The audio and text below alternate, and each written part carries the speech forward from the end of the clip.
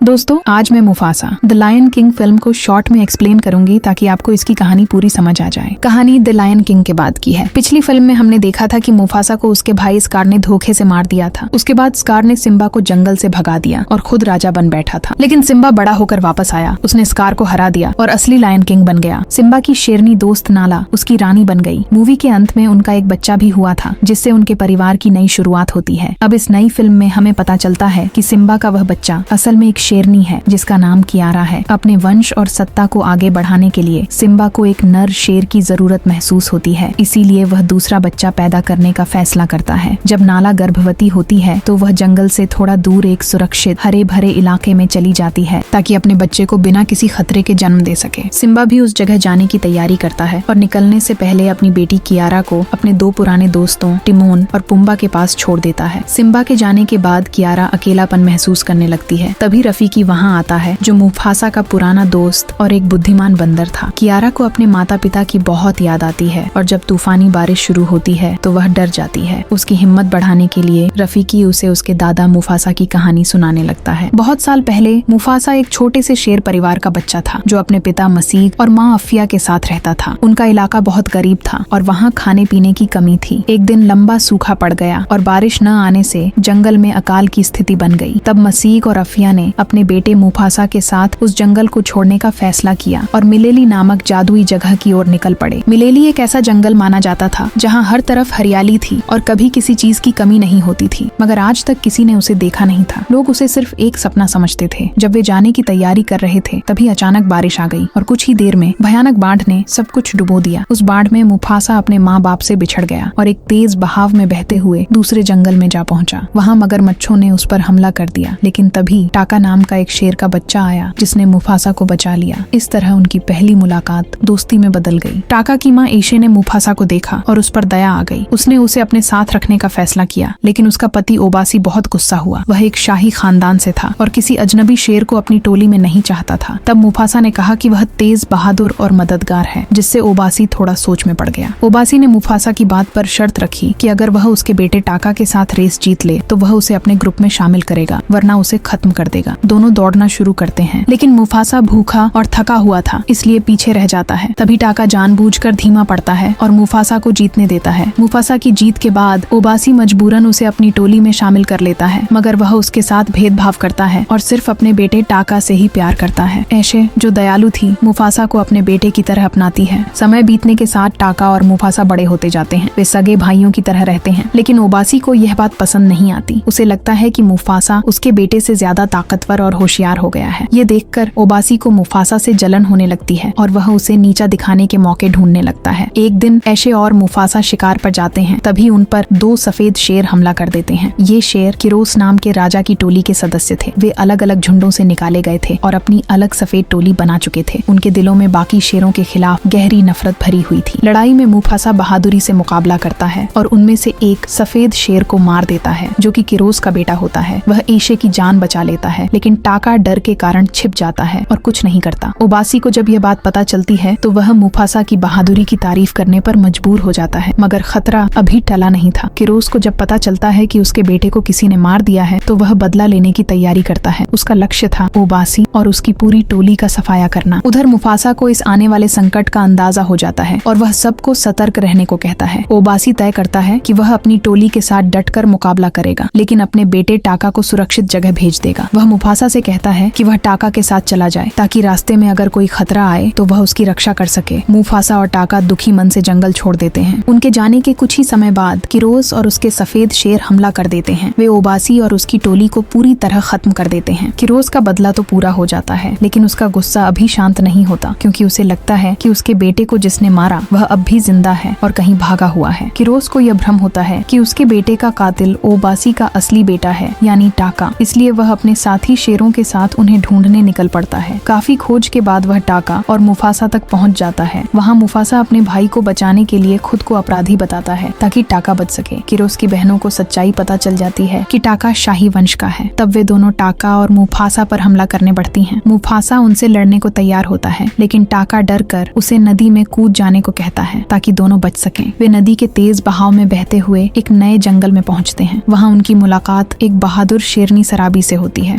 सराबी अकेली थी और काफी समय से भटक रही थी। उसके साथ एक चिड़िया जाजू भी थी जो खतरे को आसमान से देखती थी। सराबी जल्द ही मुफासा और टाका की दोस्त बन जाती है और तीनों मिलकर साथ रहने लगते हैं। थोड़े समय बाद उन्हें एक और अनोखा साथी मिलता है, रफीकी नाम का बंदर। रफीकी कोई साधारण बंदर नहीं था, बल्कि उसमें जादुई शक्तियां थीं। वह आत्माओं से बात कर सकता था और भविष्य देख सकता था, लेकिन उसके कबीले ने उसे मनहूस मानकर जंगल से निकाल दिया था, इसलिए वह अब अकेला भटक रहा था। शुरू में मुफासा और टाका बहुत भूखे थे और रफीकी को देखकर उन्होंने उसे खाने की कोशिश की। तब रफीकी ने कहा कि वह उन्हें बचा सकता है और उस रहस्यमयी जगह मिलेली तक पहुंचा सकता है। हालांकि उसने मिलेली को सिर्फ अपने सपनों में देखा था, लेकिन उसे यकीन था कि वह जगह सच में मौजूद है। रफीकी की बात सुनकर मुफासा उसकी जान बख्श देता है और उसका विश्वास करता है। फिर वे सभी मिलकर मिलेली की यात्रा शुरू करते हैं। रास्ते में टाका को सराबी से प्यार हो जाता है और वह मुफासा की मदद से उसे प्रभावित करने की कोशिश करता है, मगर सराबी के दिल में मुफासा के लिए जगह बन चुकी थी। इधर किरोस और उसकी टोली भी उनका पीछा कर रही थी। एक दिन वे उनके बहुत करीब पहुंच जाते हैं और हमला करने की कोशिश करते हैं। तभी वहाँ से हाथियों का बड़ा झुंड गुजरता है। मुफासा उनसे मदद मांगता है, लेकिन वे ध्यान नहीं देते। तब सराबी एक चाल चलती है जिससे हालात पलट जाते हैं। सराबी एक मधुमक्खियों का छत्ता उन हाथियों के बीच फेंक देती है, जिससे हाथियों में भगदड़ मच जाती है। सफेद शेर डरकर पीछे हट जाते हैं, लेकिन इस अफरा तफरी में सराबी घायल होकर बेहोश हो जाती है। मुफासा जान जोखिम में डालकर उसे हाथियों के बीच से निकालता है और उसकी जान बचा लेता है। होश में आने पर सराबी को पता चलता है कि उसकी जान मुफासा ने बचाई थी, न कि टाका ने। यह जानकर वह मुफासा के प्रति और आकर्षित हो जाती है। मुफासा भी उसके प्रति अपना स्नेह जताता है और दोनों के बीच एक गहरा रिश्ता बनता है। उधर टाका उन्हें साथ देखकर जलन से भर जाता है। टाका को लगता है कि मुफासा ने उसे धोखा दिया है। उसे अपने पिता की बातें याद आती हैं, जिन्होंने कहा था कि बाहरी शेरों पर भरोसा नहीं करना चाहिए। गुस्से में वह मुफासा से बदला लेने का निश्चय करता है। वह अकेले किरोस के पास जाता है और उसे मुफासा के बेटे की मौत का जिम्मेदार बताता है। टाका और किरोस के बीच समझौता हो जाता है। टाका उसे बताता है कि रफीकी उन्हें मिलेली ले जा रहा है। किरोस अपनी सेना लेकर वहां आने की तैयारी करता है। उधर टाका वापस मुफासा और अपने साथियों के पास लौट आता है, पर अब उसके दिल में विश्वास नहीं बल्कि धोखे का बीज पनप चुका होता है। अगले दिन मुफासा, टाका, सराबी, रफीकी और जाजू आखिरकार मिलेली पहुंचते हैं। वह जगह सचमुच स्वर्ग जैसी खूबसूरत थी। चारों ओर हरियाली, नदियां, झरने और भोजन की कोई कमी नहीं थी। सबको लगा कि उनकी यात्रा सफल हो गई है और अब वे सुकून से रह पाएंगे, लेकिन असली खतरा अभी बाकी था। किरोस और उसकी टोली उनके पीछे पीछे मिलेली तक पहुंच जाती है। वहां पहुंचकर वह मुफासा को घेर लेता है और बताता है कि उसके भाई टाका ने ही रास्ता दिखाया था। मुफासा को पहले तो यकीन नहीं होता, लेकिन जब टाका खुद यह स्वीकार करता है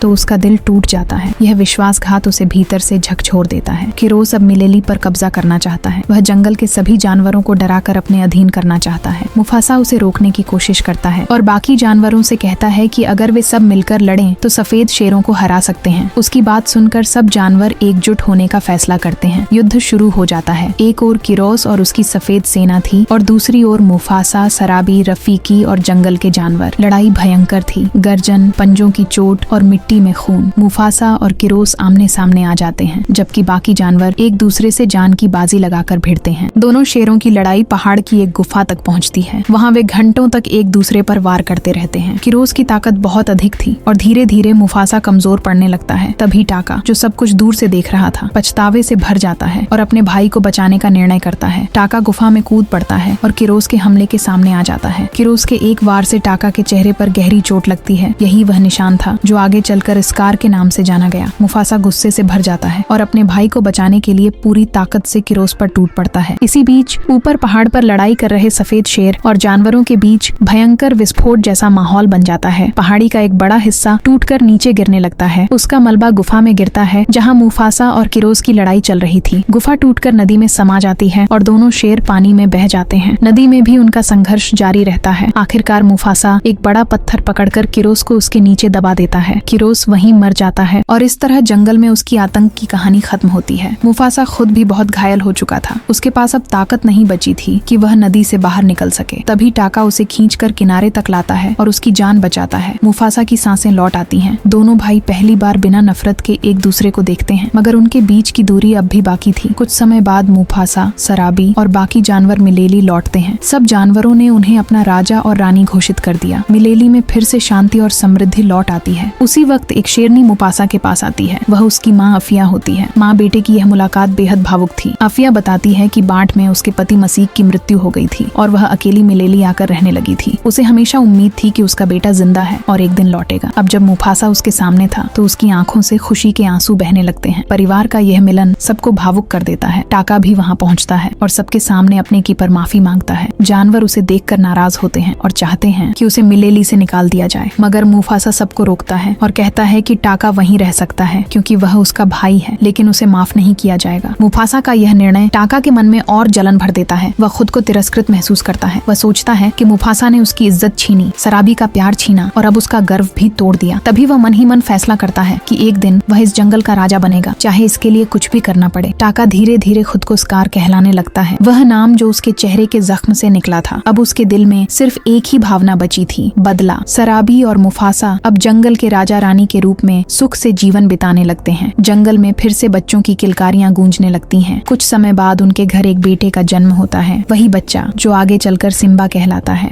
रफीकी की कहानी यहीं समाप्त होती है। उसकी बात सुनकर छोटी कियारा के चेहरे पर मुस्कान लौट आती है। उसे समझ आता है कि बहादुरी, परिवार और माफी ही असली ताकत है। तभी सिम्बा और नाला जंगल लौट आते हैं। उनके साथ एक छोटा शेर बच्चा भी होता है जो कियारा का भाई है। कियारा दौड़कर अपने माता पिता से लिपट जाती है। सिम्बा उसे गले लगाता है और कहता है कि एक सच्चा राजा या रानी वही होता है जो अपने डर का सामना करना जानता है। कियारा अब पहले से ज्यादा समझदार और साहसी बन चुकी थी। उसने अपने दादा मुफासा की कहानी से बहुत कुछ सीखा था। तो दोस्तों, ये थी मुफासा द लायन किंग की पूरी कहानी। दोस्तों, अगर आपको मेरी वीडियो पसंद आई हो तो इसे लाइक जरूर करना और चैनल को सब्सक्राइब करना। मिलते हैं नेक्स्ट टाइम।